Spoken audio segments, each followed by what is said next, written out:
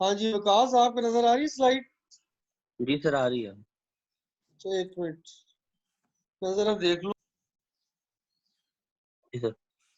Primary angle closure glaucoma aqueous outflow is obstructed as a result of the closure of the angle by the peripheral iris occur in anatomically predisposed eye frequently bilateral।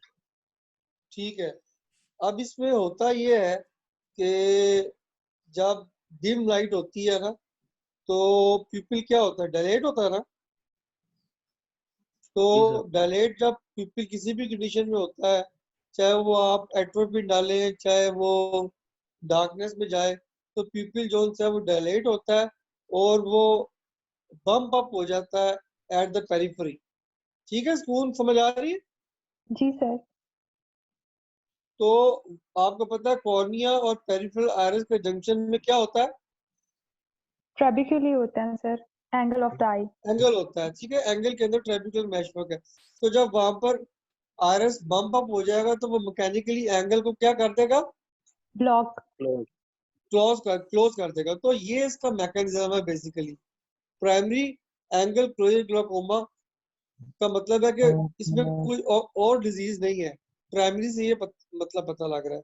और ये physiologically जो प्रीडिस्पोज्ड eyes है ना, उनमें प्यूपिल dilate होता है, तो ये एंगल को टेम्पररी इंटरमिटेंट थोड़ी देर के लिए ब्लॉक कर देता है। फिर अगर आप पेशेंट को लाइट में लेके आए या वो लाइट में आ जाए तो वो ठीक हो जाता है। ठीक है जी सर। विकास, आप भी बोले, स्पून आप भी बोले, जी सर, जी आ गई सर। है समझ। क्योंकि मैं आपके बिहार पे ये अंदाजा लगा रहा हूँ कि बाकियों को भी समझ आ रही होगी। अगर किसी का क्वेश्चन हो तो वो हाथ खड़ा करते। तो अब ये हर बंदे को क्यों नहीं होता? ठीक है ना, इसमें एक लाइन लिखी हुई है, अकर्स इन एनाटॉमिकली प्रीडिस्पोज्ड आइज। ठीक है, अच्छा चले पढ़े, स्पून पढ़े आप। Primary angle closure glaucoma, 1 in 1000 over the age of 40. Prevalence increases with age. Women are affected more by the ratio of 4:1।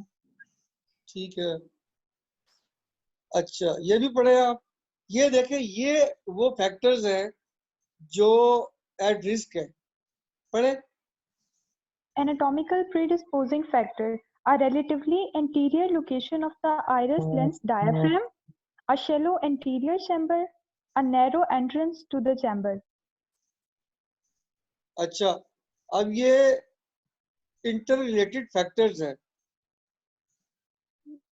A relatively anterior location of the iris lens diaphragm, shallow anterior chamber, narrow entrance of the chamber। ये आप जरा brainstorming करें। ये कौन किस किस्म की आई होगी जिसमें ये नॉर्मल फिजियोलॉजिकल एनाटॉमी उसकी इस तरह की होगी? सर, जिसमें चले मैं आपको इंट्राओक्यूलर प्रेशर ज्यादा होगा। है? जिसमें इंट्राओक्यूलर प्रेशर ज्यादा होगा। नहीं नहीं नहीं, वो तो बाद में होगा ना, ये नॉर्मल है। मैं आपको हिंट देता हूँ सर कि ऑप्टो तो मत होता है जो फॉरवर्ड डिस्प्लेसमेंट ऑफ आई। क्या? सर वो जो forward displacement of eye ball नहीं होता शायद उसमें। नहीं नहीं, मैं आपको हिंट देता हूँ कि ये आई बॉल इसमें बड़ी होगी। आई बॉल का साइज ये विद नॉर्मल लिमिट है, लेकिन आई बॉल का साइज बड़ा होगा या छोटा होगा?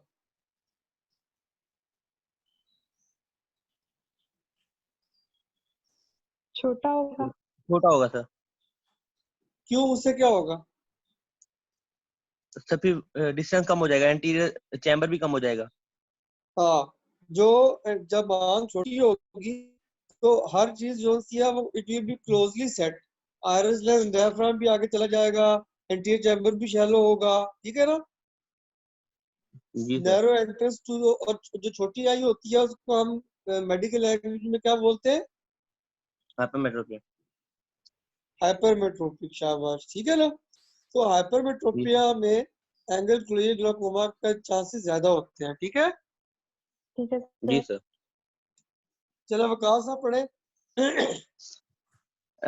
Interrelated factors: axial growth of the lens, small corneal diameter, short axial length.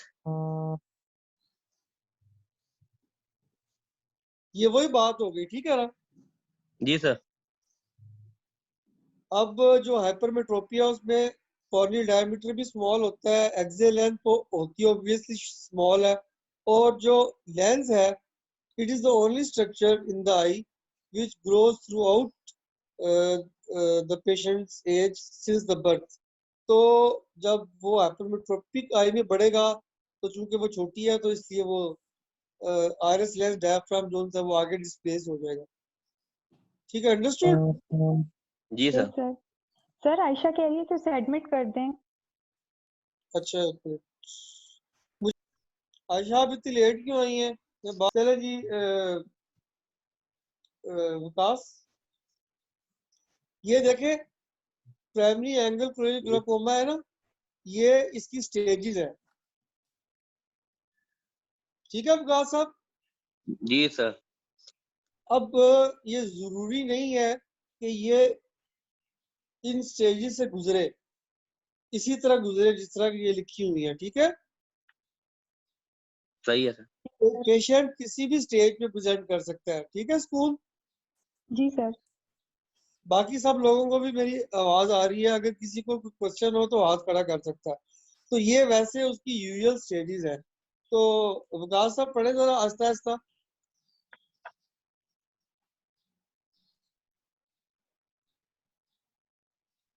विकास पढ़े आहिस्ता आहिस्ता।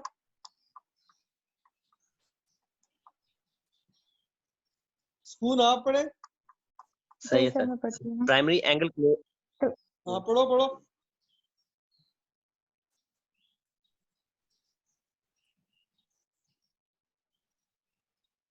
स्कूल पढ़े आप।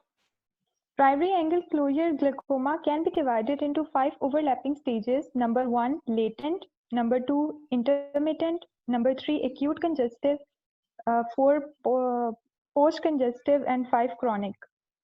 ठीक है, तो ये आगे हम पढ़ते हैं क्या है इसमें सबसे important from examination point of view और क्लिनिकल पॉइंट ऑफ व्यू में भी जो है वो एक्यूट कंजेस्टिव है, ठीक है।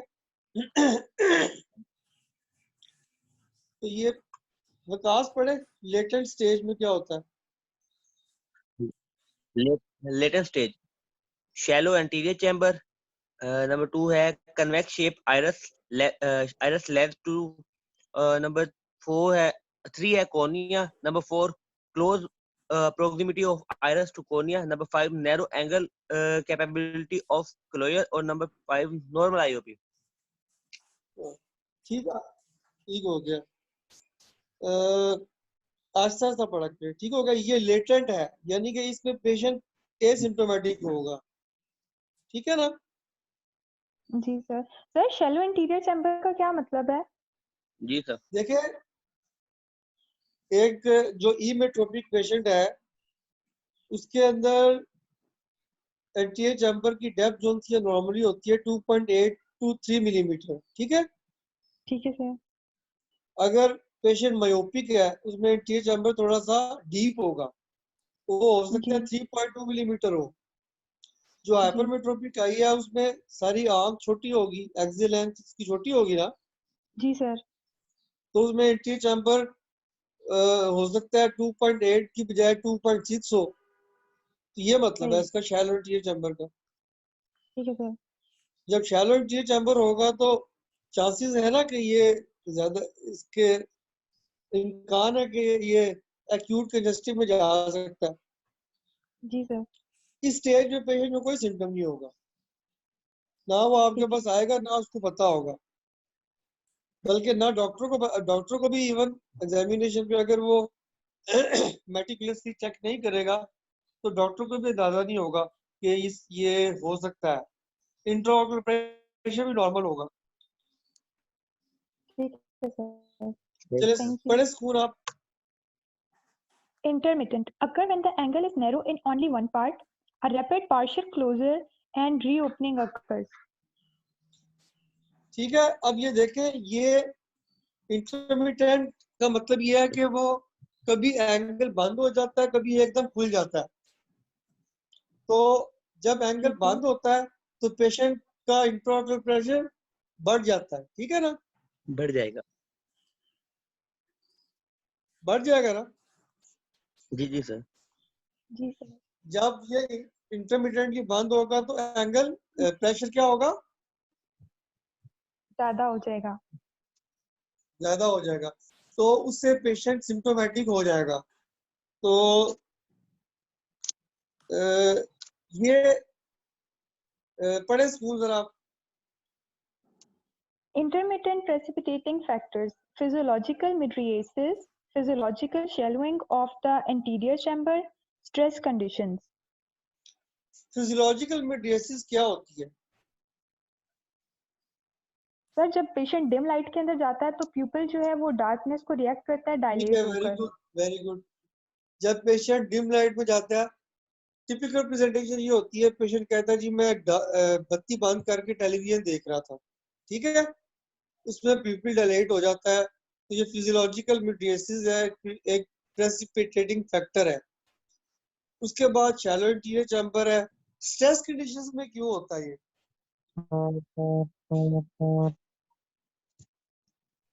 मतलब जब बंदे एंशियस होता है तब क्यों होता है? सर क्योंकि हमारा सिंपैथेटिक सिस्टम एक्टिवेट हुआ होता है। हाँ, तो उससे सर उसकी वजह से और जो डायलाटेशन ऑफ हमारे पास चला जाएगा। Very good.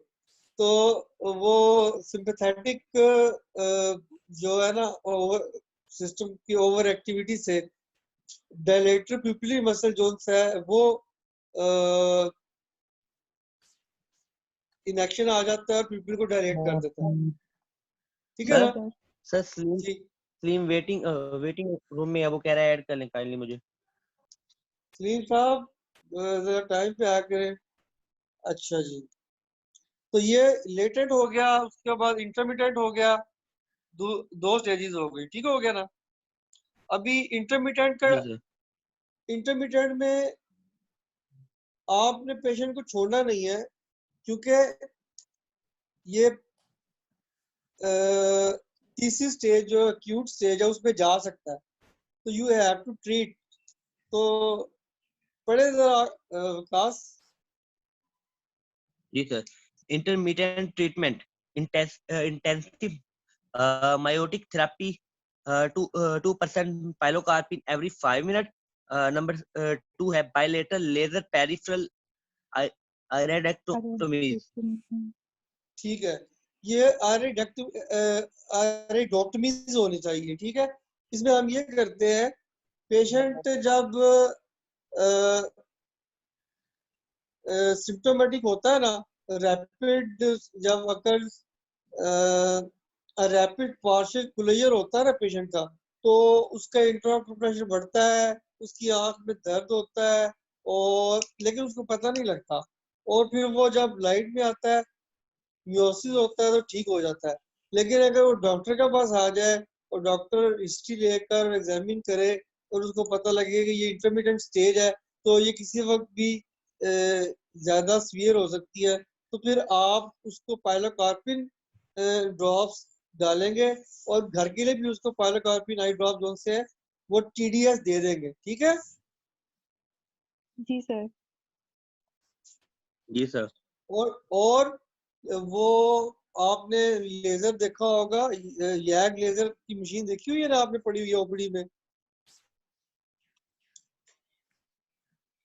सर आपने खाई यैग थी। लेजर अगर किसी ने नहीं देखी तो चले आपको दिखा देंगे। वो स्ट्रीट लैम्प की तरह की एक मशीन होती है, उस पे पेशेंट को बिठाकर 10 मिनट का 10 सेकंड का काम है, आप पेशेंट को पाइलोकार्पिन डाल के प्यूपिल मायोज हो जाता है, तो जो पेरिफेरी है उसकी ना, वहां पर आप एक आरिडोटमी कर देते हैं, यानी कि वहां पर एक एक्स्ट्रा ओपनिंग बना देते हैं, ठीक है। जी सर। जी सर। अब ये एक्स्ट्रा ओपनिंग का क्या मकसद होता है?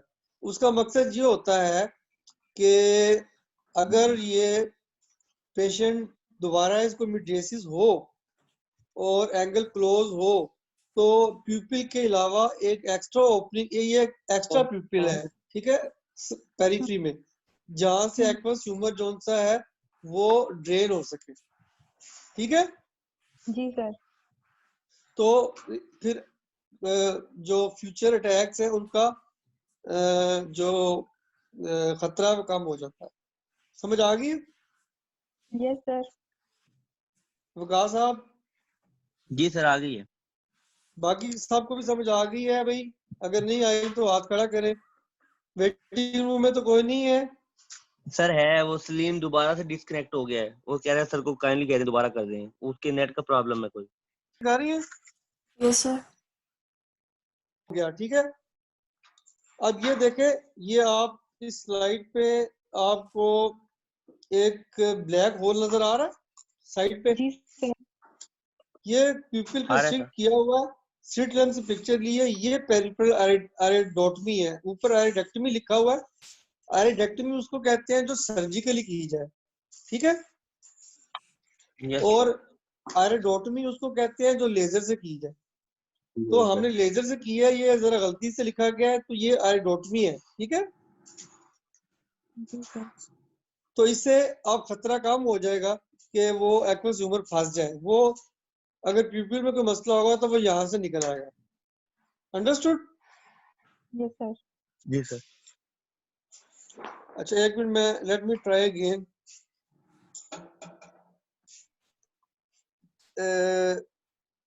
बेसिक तो नहीं, मतलब द मोस्ट कॉम्प्लिकेटेड स्टेज जिससे हम बचना चाहते हैं। तो पढ़े स्पून आप जरा। Acute congestive primary angle closure glaucoma is characterized by sudden and severe elevation of the intraocular pressure as a result of total closure of the angle. ठीक हो गया, यानी कि 360 डिग्री एंगल क्लोज हो जाएगा।